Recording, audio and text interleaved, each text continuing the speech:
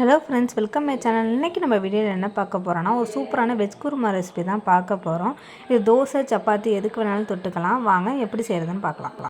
Veg kurma செய்கிறதுக்கு ஒரு கடாயில் தேவையான அளவுக்கு ஆயில் ஊற்றி, பட்டை, கிராம்பு, பிரியாணி இலை, அதோட கொஞ்சோண்டு சோம்பு போட்டு, அதோட கொஞ்சோண்டு வெங்காயமும் ஒரு 3 பச்சை மிளகாவும் சேர்த்து நல்லா வெங்காயத்தை போட்டு வதக்கணும்.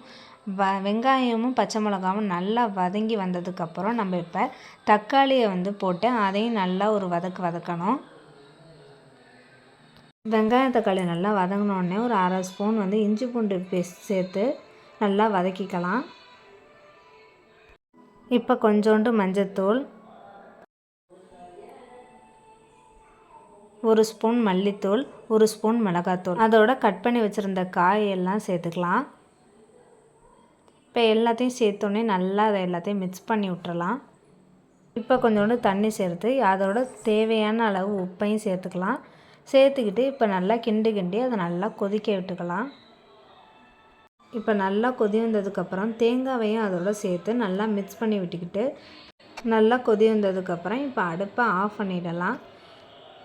இதேமாரி நிறைய வீடியோஸ் பார்க்க நம்ம சேனல் லைக் பண்ணுங்கள், ஷேர் பண்ணுங்கள், மறக்காமல் சப்ஸ்கிரைப் பண்ணுங்கள். தேங்க்ஸ் ஃபார் வாட்சிங். தேங்க்யூ.